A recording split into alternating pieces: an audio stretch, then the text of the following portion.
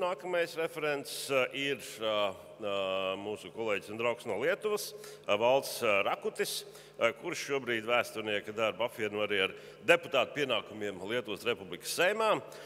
Un šobrīd viņš ir sagatavojis priekšlasījumu Polijas-Lietuvas konflikts 19. un 20. gadā izcelšanās, veids un sekas. The floor is yours. Lūdzu.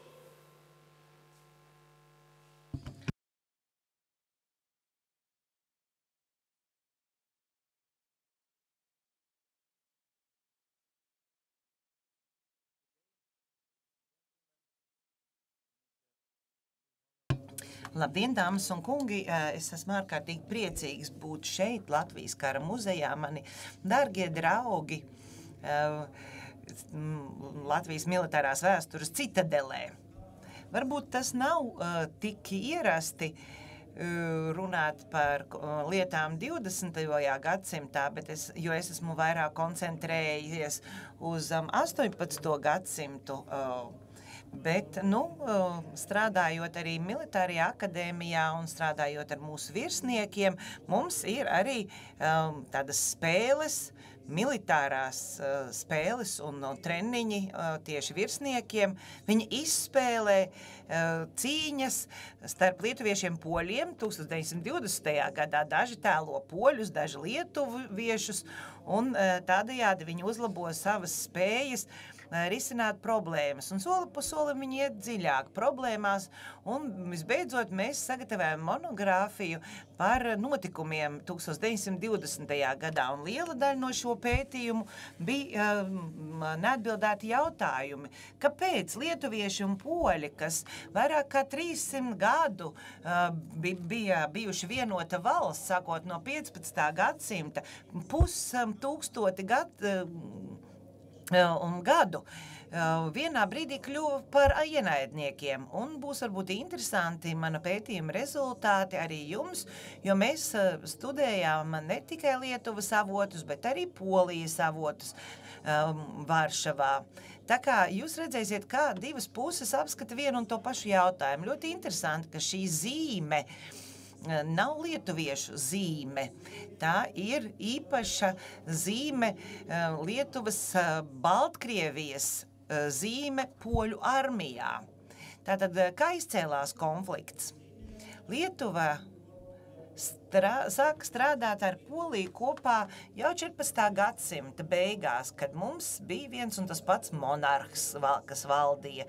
Bet lielāko daļu šī Lietuvas Polijas valsts bija tā kā divu nāciju pārstāvi, bet soli pa solim viņa kļuva tuvāki, ne tikai politiski, bet arī kultūras ziņā. Un mūsu augstdzimušie aristokrāti par savām saknēm vai tuvinājās jau 16. gadsimtā. No 16. gadsimta vidus mums ir pilnīgi cita veida sadarbība ar Polijas Lietuvas lielvalsti.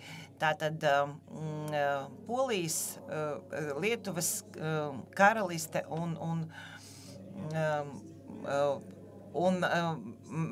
diemžēl pārāk ilgi tas tā nebija. Abām valstīm bija pietiekami liela autonomija. Neviens neteica 16. gadsimtā, ka viena vai otra valsts bija nefunkcionējoša, abas bija funkcionējošas, bet 17. gadsimtā soli pa solim cilvēki sāka vairāk saprast, ka viena puse, piemēram, viena lieta ir lietuvieši, un otra ir būt polim, bet ko tas nozīmēja? Polijas karaliste un Polijas Lietuvas karaliste. Mēs esam poļi, lietuvieši un kronim piederošie. Un skatāmies grāmatās, nacionalitāti viņi raksta lietuvieši, kroņa piederīgie. Arī poļu valoda tika izmantota visā visā Lielkņezistē. Un pat mūsu parlamentā mums bija vairākas daļas. Un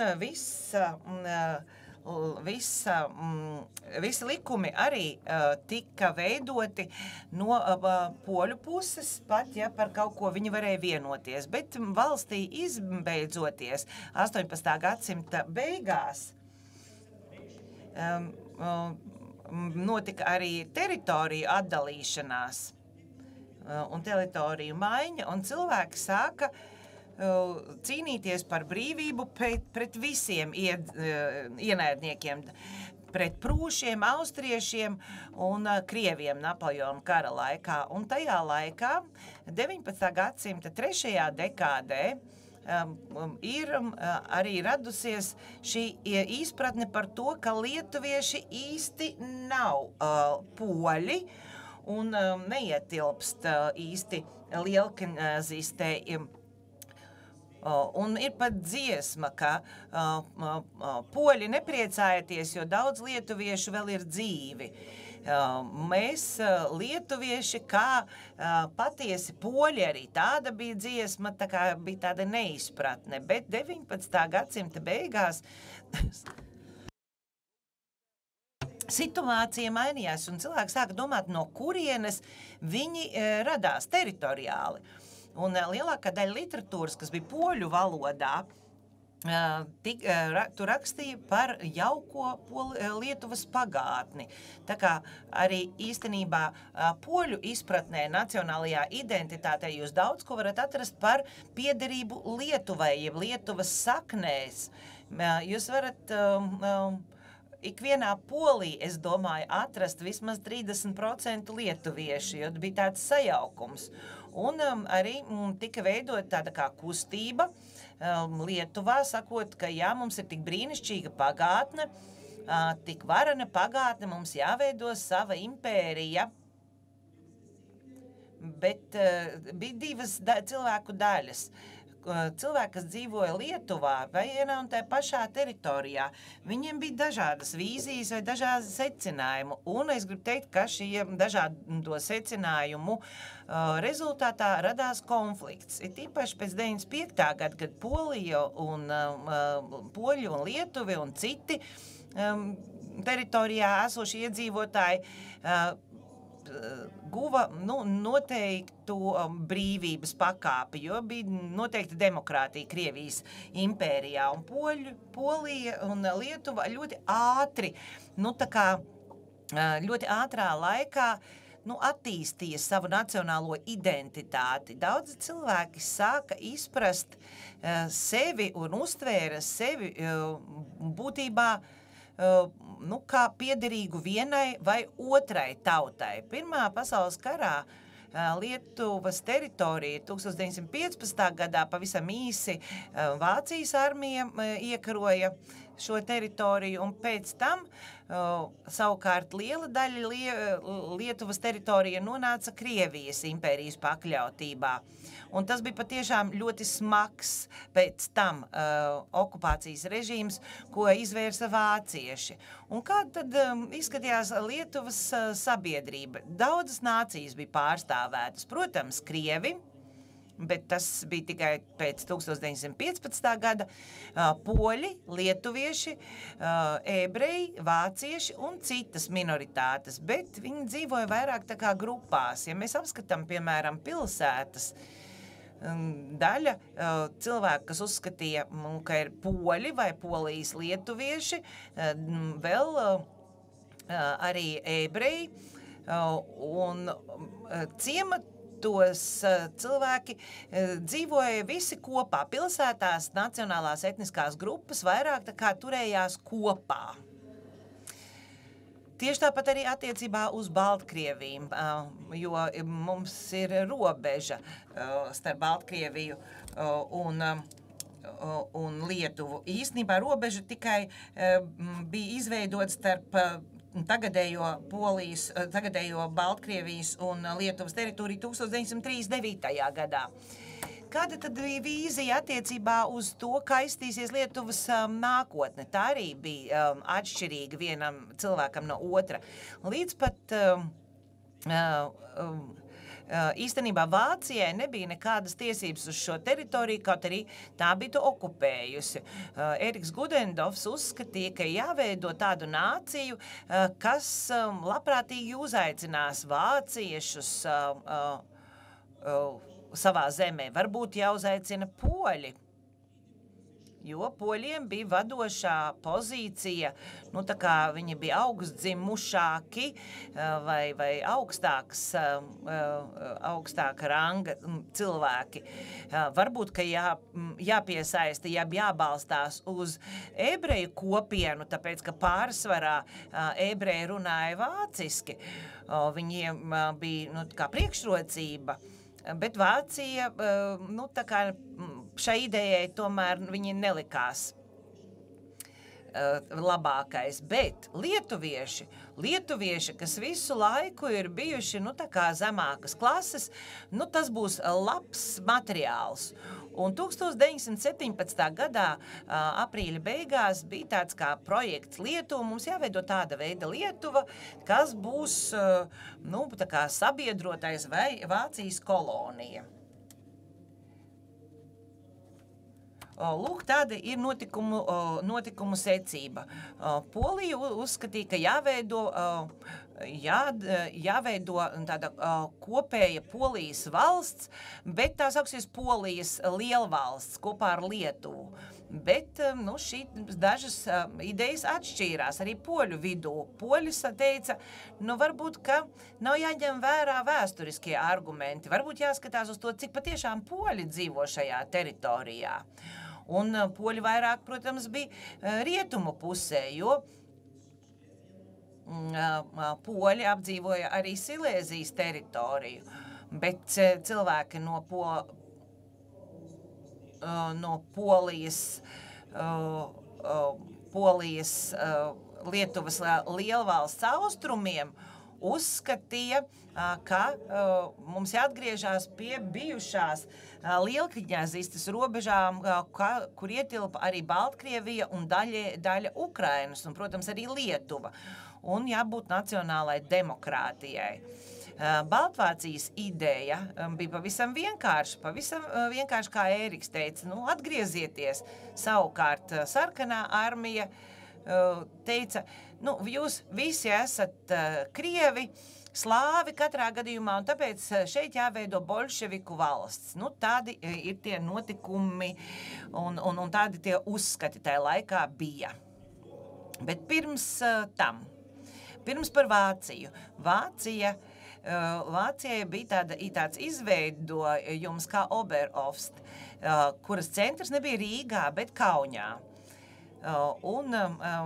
Un 1917. gadā, kad liela teritorija iekaroja Vācijas armija, viņi teica, laikam jāveido das Land Oberofst. No tā jāizveido Lietuvas karalisti. Nu, varbūt ne karalisti, bet, nu, tomēr tāds labs nosaukums, jo lietuvieši saka, ja mēs neesam karaliste, tad visticamāk tiks veidota jauna Prūsija un Lietuvai nemaz tas nepatiks. Un pēc 20 gadiem lietuvieši būs vāciskoti. Un vislabākā ideja būtu paņemt kādu princi no katoļiem Vācijā, un to arī izdarīja 1918. Gadā mūsu padome uzaicināja princi Urahu, kas būs tad oficiāli Mindaugs II. Viņš, diemžēl, netika kronēts. Tas bija jūlijā. Augustā Virtenbergas princis saprata, ka Uraks princis varbūt nav tā labākā ideja, jo viņam varētu būt pārāk lielas ambīcijas, kļūstot par karali. Bet pat tad, kad Lietuvas valsts tika izveidota 1918. gadā, daļa no mūsu rātas pārstāvjiem devās pie prinča Uraha un teica, nu, paldies, bet diemžēl tavu pakalpojumu mums nav vajadzīgi. Varat redzēt tagad Polijas karti par Polijas pilsoņiem, jeb poļiem Lietuvā. Un tie nav koncentrējušies tikai Viļņā, bet arī ļoti daudz Kaunijā. Kauņa bija daļēji vienu laiku arī Lietuvas galvaspilsēta un, protams, Viļņā.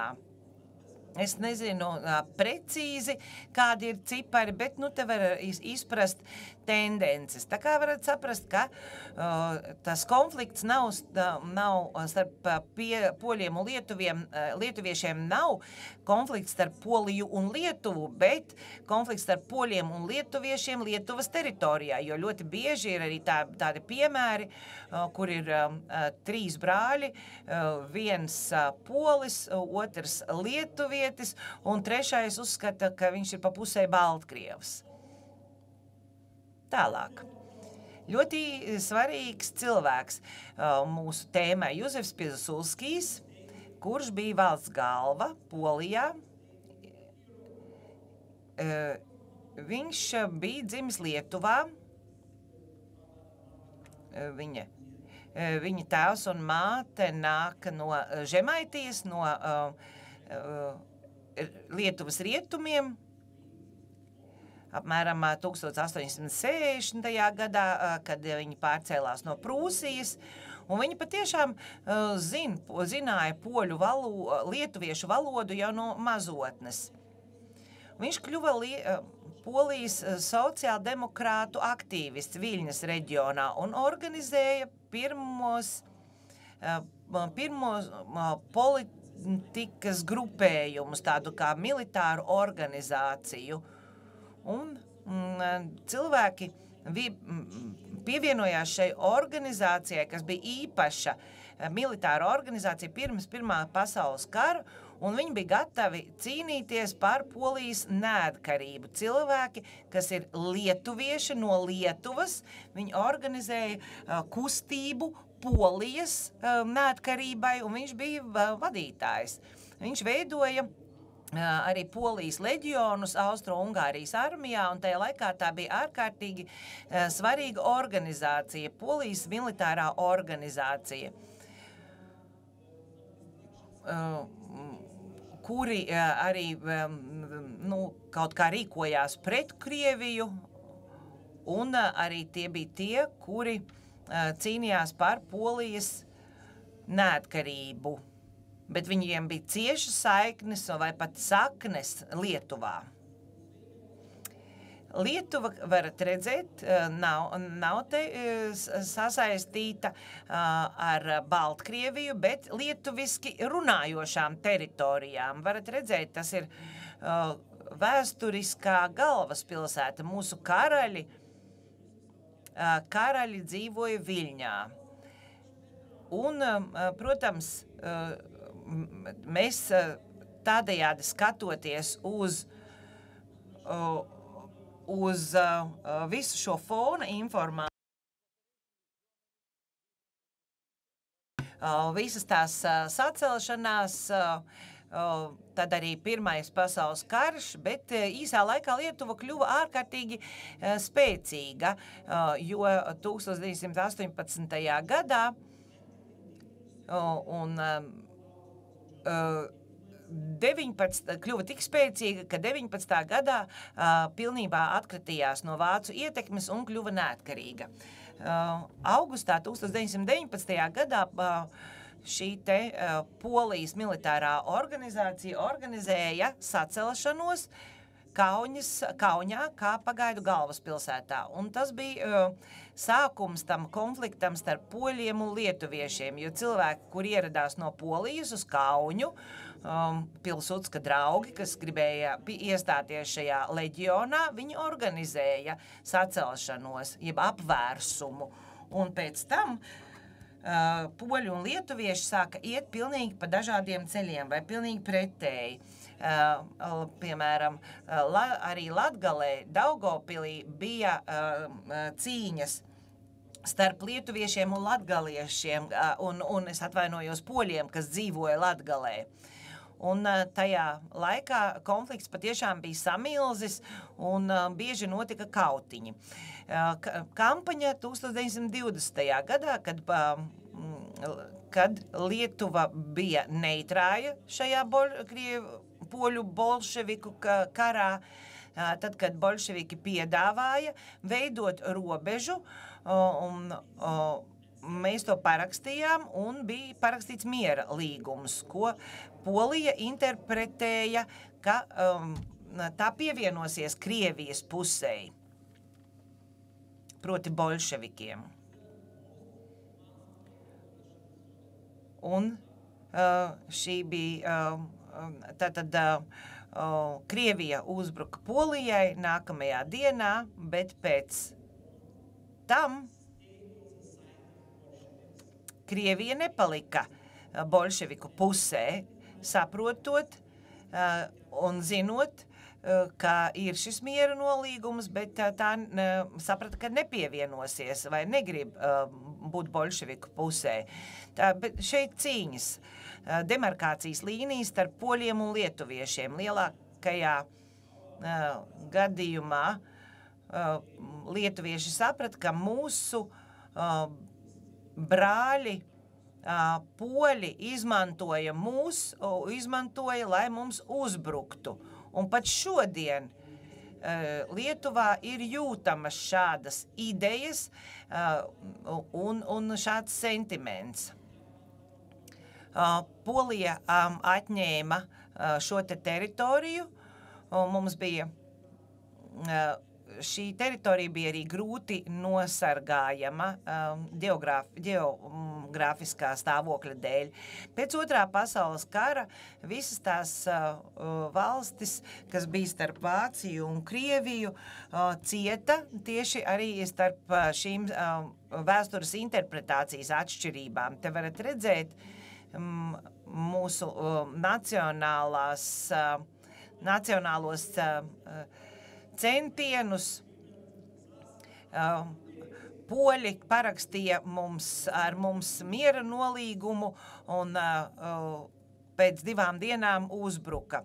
Tieši to pašu varat redzēt arī 39. gadā, kad studenti teica, maršal, vadi mūs uz kauņu, mēs aizstāvēsim Lietuvu. Un pat šobrīd mēs varat redzēt informāciju uz kapakmeņiem. Šeit lietuviešu karavīri, kas kopā ar bolševikiem gāja iekarot Poliju. Tāda interpretācija. Un visbeidzot,